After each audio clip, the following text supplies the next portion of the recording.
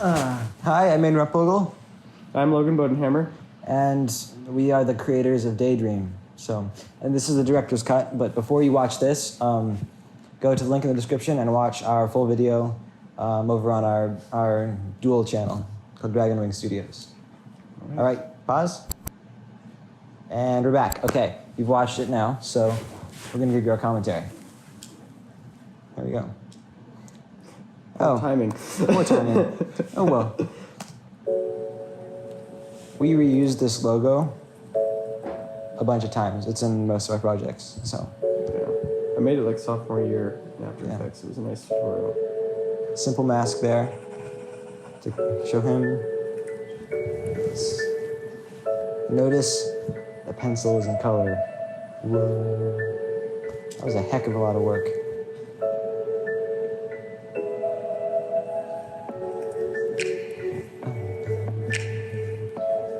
Kudos to Mrs. Grable. It was great. The whole class. That's true. We stole them way too much. Ooh, stop here. This, yeah, we added that in post. Originally, it was going to be stop motion, so we didn't want to do it right away because we were working with a different cut. Like, we were going to cut up the shots in different ways. We ended up simplifying the storyline, and so it didn't make sense for this stick figure to be in stop motion at this point. So we just added just the singular stick figure in post. It wasn't too hard after you learn how to add things in post. So, yeah.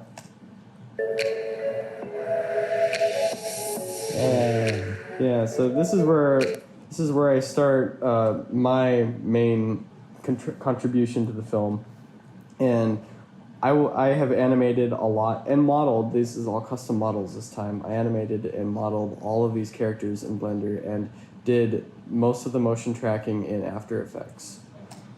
Yeah, imported them. Notice they match colors, sort of. That was a lot of work. This is what Mrs. Dink calls the money shot. Here, this rocket ship coming up soon. Not that rocket ship, although it's a very nice rocket ship. Kudos to Jake on that. This one. Yeah, this is one of my favorites. And notice, Humpty. Give away the Easter egg. What the? No. Again, kudos to Mrs. Grable. For acting mean when she isn't. Pretty much, yeah. This is my favorite. Yes. Random people running in front, right? Because why not? Yeah. Now listen. You can hear a little zing right there as he walks through the portal. Like, notice he's in color now as he walks through the portal. Really cool effect there. If I do say so myself, kind of biased. And now I want to stop over the dinos part and point out all the rotoscoping work. So yeah, notice that dinosaur is behind Jacob's head. That wouldn't be impressive except for the fact that, okay, so you think about it, and we rendered out in 2 layers. So the dinos go just straight across and there's nothing to cut them out. And so we have to create that perspective of depth. So now there's 3 shots all comped together. There's Jacob in the foreground, and then there's the background, both of which are shot at the same time. But then we had to somehow put the dinosaurs in between. So what I ended up doing was I duplicated the 2 shots of the Jacob in the background, and then I did what's called rotoscoping. So that's where you mask out Jacob and then animate that mask so that Jacob's head is always in the foreground, and it leaves the background, the part that should be behind the dinosaurs, behind the dinosaurs. That doesn't sound very impressive, but this shot alone, I spent 5 hours rotoscoping. Just the dinosaurs, not anything else. And then each of those other things was like, well, the cars were about 2 hours because they weren't there for very many frames, and the lasers and the robots and all that weren't that bad. Yeah. The shot I rotoscoped 1 or 2. Actually, I'll show it to you later. I don't want to give away any spoilers. Okay. Yeah. Wherever we were. Right about here. But I just noticed in this one, that is actually, hadn't noticed how well that works. That was a really good blend there. Thank you. Okay, this one took me, I would say, I wasn't expecting it to, but it took me probably like 6 or 7 hours. Well, we weren't expecting it, but he used a method in After Effects called the roto brush, and so it uses AI to try and figure out. Did I say that right? Yeah, but honestly though, this is 16 whole seconds. Mm-hmm. It would have, this scene here is proportionally compared to how much the dinosaurs are covering Jacob. I don't think it's quite that much.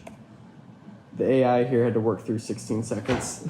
And so 16 seconds, 24 FPS. So Yeah.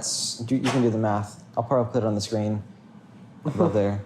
Anyway, regardless, what made this specific shot so bad is you'll notice there's a bunch of stuff in front of him that keeps cutting in front of where the AI expects it to be. And there's a bunch of other stuff, like he's wearing jeans. Basically, every other person in there is wearing jeans except Curtis. Curtis never wears jeans. And then there's a bunch of other skin tones, and so it was having trouble blending which stuff was actually going in front of it and which spots weren't. Like other people, like Gracie's arm was a problem there for a while, right? No, or was it? It was Isabel's pants. Like Isabel's pants. Later in the shot, Jacob gets up. Yeah, let's press play so they see the rest of it. Yeah, Jacob gets up, and Isabel's actually wearing almost exactly the same colored pants. Right in there. Right there. Yeah, and that took him 6 hours. Well, I guess not specifically that 6 hours, but 6 hours. Yeah, So. And the biggest thing here, honestly, the rotor brush was the right tool for it because we didn't have. This was one of the last shots we did, and we didn't have enough time to go and manually do it. So even though it probably would have been less annoying with the roto pen, it was faster with the rotor brush. Yeah, sounds crazy, but 6 hours is actually fast for a shot like this. So, yes, and credits. I made these. So I have to take credit for the one spelling mistake in here. Right under here. Animation is not spelled with 2 N's. Oh. Can't change that now. Small print there. So The people who want to look for it find it. yeah, exactly. It's an Easter egg. I meant to do that. Easter egg. Not at all. Never. Nope. This music. You start dancing to it. It's only catchy if you've spent. What was it? We decided. I think we had it like 2 or 3 days before we published it. That's true. Regardless. But we spent at least over 24 hours messing with shots that had that music in it. It's true. Yeah. There we go. And then post-credit scene, because you have to post-credit scene plus director's cameo, right? This is just kind of to show continuity between the beginning and the end of the movie, and I'll let you interpret this how you will. But yeah, ambiguous. Don't you hate it? You can interpret this many ways, but essentially we're just trying to show that the story can continue with other students. It's not just limited to the student in the story. Jacob, by the way. Okay, one thing to say about Jacob, specifically this shot where he comes into existence. That was great acting. You have to remember, he can't see him at all, right? His facial expressions. I mean, sure, he got annoyed at this. You kept telling him, more facial expressions, more facial expressions. And I think it paid off. He's got great facial expressions. So. Yes. He was really the best person in the school for the job. Yeah. Anyway. Right, well, I think that's about it. Yeah. We did the math. We spent about 18 days worth of hours on this project over the course of 6 weeks. Now. He's sleepy. I'll do the math and see how many hours that is up in the corner or something.